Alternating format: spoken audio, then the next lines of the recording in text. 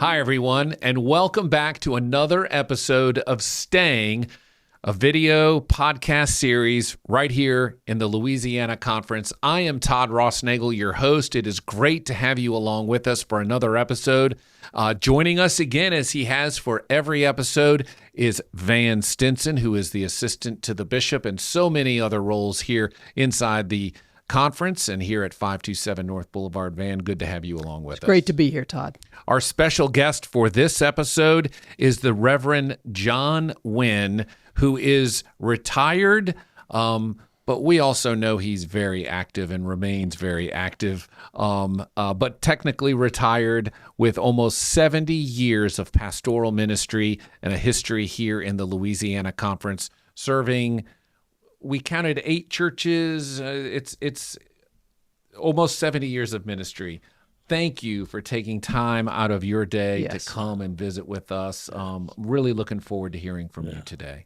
Thank you for that introduction. It makes me feel so young at heart. Well, gone are the days when I used to be introduced as a promising young minister of our annual conference. I'm no longer young, and I'm no longer making as many promises as I used to make. Well, I would be willing to bet that your wisdom and your words of encouragement will be promising to everyone who is tuning in today for this episode. Too kind. We talked about where to start, and I'd like to maybe start when you fell in love with the United Methodist Church. When was that? What was it that you fell in love with the United Methodist Church? I was a Christian Roman Catholic when I was 8 days old in Mobile, Alabama, Father Doyle. I do not remember him, never seen him. My parents preserved that name for me. My mother was Roman Catholic. My dad was kind of bounced between the Presbyterians and the Methodists. And neither of them were very active in the church at that time. But my maternal family pushed for me to be christened, and so I was. And I began to take that seriously when we actually moved to New Orleans. And I was just a block and a half from the Holy Name of Mary Roman Catholic Church in Algiers on the West Bank, in what is now called Algiers Point. And so I started going to church there. I somehow always had an inclination toward the spiritual, shall we say. Yeah, absolutely. I felt I'd been Christian Catholic. Let's go see what it's all about. And I joined confirmation class, made my first communion. I had some rough spots there with catechism. Discovered I did not like catechetical learning, where you memorize answers, give set answers to things, and was confirmed when I was about 12 years old. So I entered the Roman Church by one sacrament, and I left by another. I was particularly alarmed by the fact that not everybody could be received at communion. That I had come to know as the Lord's table. I didn't think it belonged to any denomination or anything, even at that young age. And that plus the confession and what was involved there, I was just uncomfortable with that. Yeah. But the priests were very helpful in helping me understand where they were coming from and everything. So I never felt pushed from the Roman Church, but I did feel drawn to the Methodist Church. Why is that? Some of my friends in high school, junior high, and up, told me about their youth group and invited me to come. And I had a lot of religious questions, and I could ask any dumb question I wanted to, and that group would discuss it for hours. And I just loved that. That was a way of learning for me that helped me internalize things and not just play games at them. And so I was drawn to that. And that has been something that has continued to draw me to the United Methodist Church. I made a choice to be a part of that. I like that. And as I did another confirmation class in the Methodist Church and learned about Mr. Wesley, I remember loving what he said. We have to unite the two long separated knowledge and vital piety. And I thought that made good sense to me. So I was drawn to that. And wasn't until I was a junior in college that I felt drawn to the ministry called to preach. And once again, seminary turned me inside out. When I went to seminary, I thought I was a Christian. But while I was in seminary, I found out what it really meant to be a Christian. It was one of the most important religious and educational experiences I've had in my life. And I learned what it really meant to be United Methodist Christian. We didn't talk about this, but do you think that some perhaps challenging questions that challenged you on what you believe cemented some of your beliefs? Oh yeah, a lot of my beliefs had to be rethought. Yeah. I mean, we could spend the whole day talking about those. We could spend a whole day talking about a seminary education, but there some of the seminaries and the seminary educations are coming under question right now, and I think the wisdom of what you're bringing to the conversation, which we've talked about before, is it's a place that's designed to challenge. Oh yeah, and you hear things that you may not believe in the hearing. And then you realize that you're being challenged through that on purpose. The person raising the question may not believe it either, but you're being pushed, and so the education became more Socratic. There was a give and take, an answer question, and I really love that. When I came to the Louisiana conference, this was long before Van came around. This was my continuing education, Van. We would have gatherings of ministers. They were just volunteer gatherings. They were not planned by the conference. One minister would say, get out a letter to a lot of colleagues. Let's meet at Campus Struma and just have a couple of days to talk about things. And that group became the group that took a stand on integration of the annual conference. We had a conference A and a conference B, a white conference, a black conference. And that group evolved into the group that took the lead in talking about raising that question at annual conference, even before it was being raised at general conference. Mm-hmm. And maintained it. And that group produced actually several bishops that came from our annual conference were all in that group. And it became a very aggressive kind of group each year at annual conference. So I like that kind of give and take. It was collegial. Mm-hmm. Funny thing, though, one of the best names there in terms of our leadership was W.E. Trice. He was pastor University United Methodist Church. Man, Yeah. served that church, and of course, it ought to be. We always said to him when he wrote his book of sermons, he could call it Christ Told Tales. Well, W was just a wonderful person, but I didn't know who he was. And we were having a conversation, and he said, "Oh, you're one of those neo-orthodoxies." And I said, "No, I'm John Winn, and this just happens to be what I believe." Huh. And I later fell in love with W and became one of my very best friends and mentors. But my disdain for labels grabbed hold there.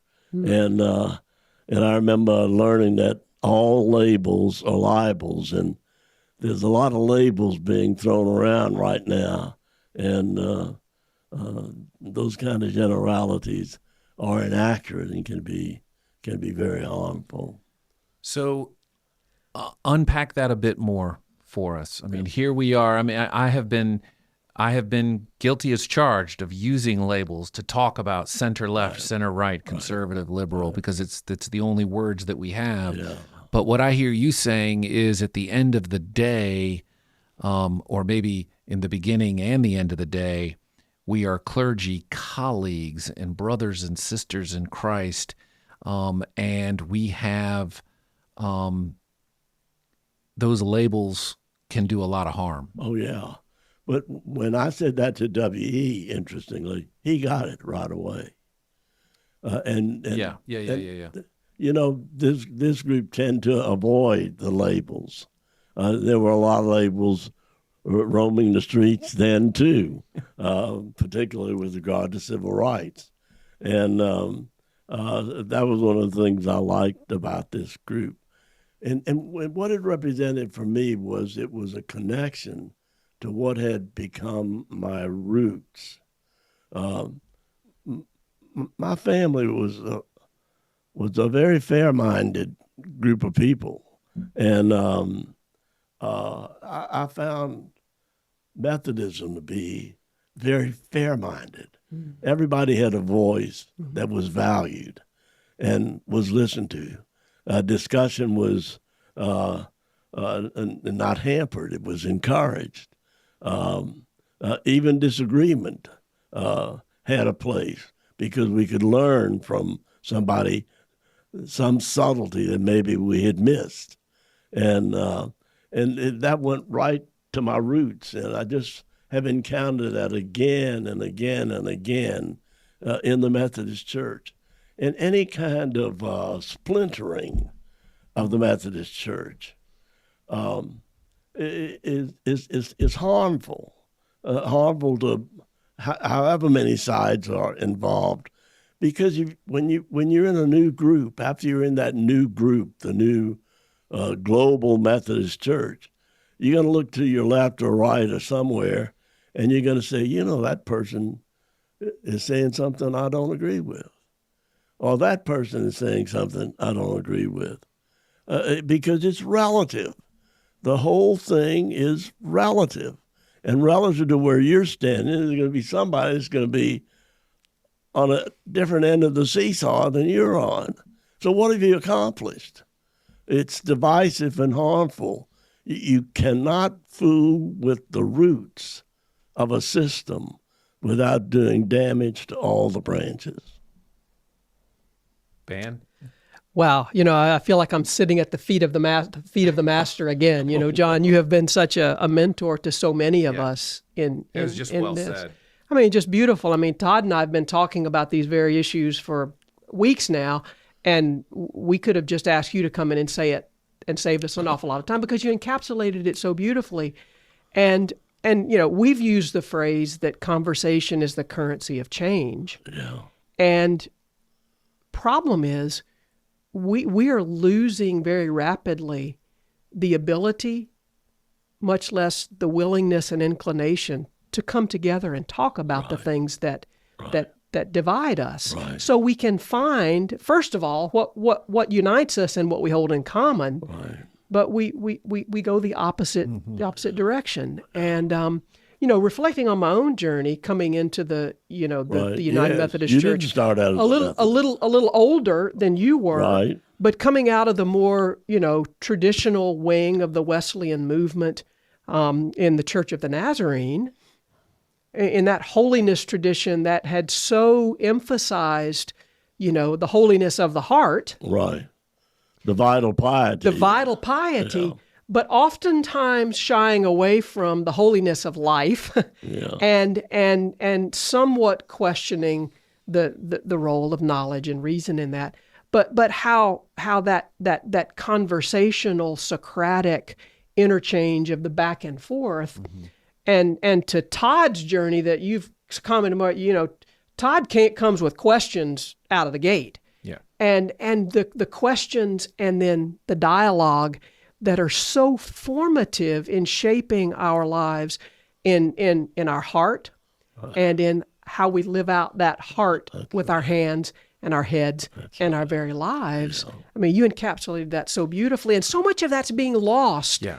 in the midst of this catechetical, Right. I'm going to define what it means to be a Methodist in 4 statements that really address wedge issues that are used to Exactly. divide. Exactly. And it has been, may I go ahead? Please. You have far more interesting things to say than me. It has been disturbing to me, the direction the debate has gone. It's not dealt with facts. For a long time, there has been an element in the Methodist movement that has found fault with the United Methodist Church. Mm-hmm. It started before it was the United Methodist Church, and the issue was slavery. Mm-hmm. Then it became race. That became a wedge issue, particularly in certain parts of the country. Vietnam War became a wedge issue. Women in ministry became a wedge issue. And this element in the church has grabbed onto whatever wedge issue they could find in order to gain more control of the United Methodist Church. And that is the group that later became Good News, Wesley Covenant Association, the Global Methodist Church. There's a sequence here, a route here, and that the wedge issue today is homosexuality, and all that involves. Now, if you believe you have never had a Methodist preacher or staff member, or even a Methodist bishop who was gay, then you just haven't been paying attention. I mean, the latest figures show 7% of the population has not just gay affiliations, but who consider themselves gay. That has become the wedge issue. Now, they're trying to back off of that because the number of people across the country that have children that are gay, grandchildren that are gay, transgender members of their family is growing. And so they've backed off from that because the wedge has already played its part, and they're ready to move on and leave the 7 last words in the discipline. And I'm one of those people who felt from the beginning that when Jesus said all, when John Wesley said, if your heart is as my heart, give me your hand, they meant it.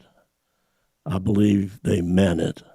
And that drew me to the Methodist Church. And I'm going to stay in the Methodist Church. Yeah. When you were referencing the divisiveness and what it does to the roots, it reminded me of an Episcopal address from Bishop Harvey several years ago. I think our theme at annual conference was grounded and rooted. And we were talking about how the roots of the the great sequoias out west intermingle with one another and are designed to hold the trees together. And so saying all that to ask you the question of, in your 70 plus years of ministry, what is it like for you to, or for any of us, to hold the middle and walk into a group, a room, a church, a Sunday school class, and be surrounded with people who have differing viewpoints? There is a beauty in that. Yeah. It's stimulating. It's energizing. Well, we can have unity without uniformity. We've done that for years. That's been one of the great strengths of the Methodist Church. Yeah. We've had unity without uniformity. And it's a shame that we're going through this at a time when there are so many more life-sapping issues to be dealt with than that wedge issue. And yet here we are. Here we are. Let me kind of inject. Yeah. I'm just in hearing you say that. There's a picture that I still have that I cherish, and it's from our first group upon my entering the annual conference that you had with the Center for Pastoral Effectiveness. Yeah. And I look at the varied faces, the diversity of age and gender and ethnicity. And now, having journeyed over the course of 20 plus years, clearly a diversity of theological belief and practice. And yet there in that context that was all premised on understanding the systems and how we might better navigate this system, of the United Methodist Church and our own families, our own personal lives, it was all premised on being willing to ask and answer questions and being comfortable with difference and diversity and unity without uniformity. I mean, you baked that into so many of us because it was baked into you as a part of the United Methodist Church, and you lived it over, the course of your ministry. And yet I fear that some of that is being lost in the midst of all of this. One of my seminary professors long ago said, if you can't live with ambiguity, you're going to have a hard time in the ministry. And that still rates today. And at the same time, as much comfort as we find in Jesus Christ, in some ways, we have to be comfortable with the uncomfortable, right? It has been said in days of old, but I say unto you, where'd that come from? That's right. How can you? I think you Sermon on the Mount. You said that a couple of interviews ago. Yes. Yeah. I think with Jay. It has been said in days of old. I'm using the King James Version, everybody. It's got a much greater sound to it than some of our more modern translations. You just got to be able to handle the language. But that's so important to be able to deal with change. You can deal with change and still hang on to your roots. And you can see some things that look like they're going to demand change of you. You can look at them through the lens of attentiveness. Let me wrestle with that a while. Let me work that through. Let me talk to my good friend about this. Let me talk to somebody who is gay. Maybe several people who are gay. Yeah. Let me hear their stories. Throughout this entire series, I use various metaphors. It's a blessing and a curse because all metaphors fall apart at some point. But hearing you talk about, you can change but yet hold on. going back to our days on the playground in a swing. In order to get that swing to move, we have to go back to go forward. Right. I'd be curious to hear from you. What are those things that we go back that can propel us to go forward? Yeah. Well, for me, what is the greatest of the commandments? It's so central to the That's New right. Testament. And yet its roots are in the Old Testament. It's a direct quote from the Old Testament. Love the Lord your God, your neighbor as yourself. So basic. Paul got that. 2 Corinthians, he says, stand firm in your faith, be strong, be brave. Let everything you do be done in love. That's the root. I mean, that's what it's all about. That's what we preach every Sunday. And if we're not preaching that every Sunday, we're in a different religion altogether. Amen. I think that's the boundary. Yeah. That's the lens through which you see all of this, and it may mean being uncomfortable for a while. And that's okay. Yeah, I think of some members of my own family who are on the race issue were quite uncomfortable with me because of the position I was consistently taking on that issue. But they lived with it. And then they met somebody like W.T. Handy. They met people that were just as smart as they were, smarter. And the wall began to crumble. Yeah. When you humanize the labels, Right, exactly. the conversation changes. Exactly. Yeah. The conversation changes, becomes more personal, Yeah. and you remember your root. Yeah. Let everything you do be done in love. We often use the phrase "the power of the connection," and that can come to mean a lot of different things. One of the first things that comes to mind in Louisiana is storm recovery. When we were talking to Weldon, we were talking about, in the midst of a hurricane, you don't ask the person that's helping you for their stance on some of these wedge issues, right? It's the love of neighbor. Yeah. What does the power of connection mean to you, John Winn? Yeah. Collegiality has always meant a lot to me. I like a collegial arrangement. Being a pastor of a large church where you have a pretty good sized staff, if you can make that relationship collegial instead of top down, that's very important.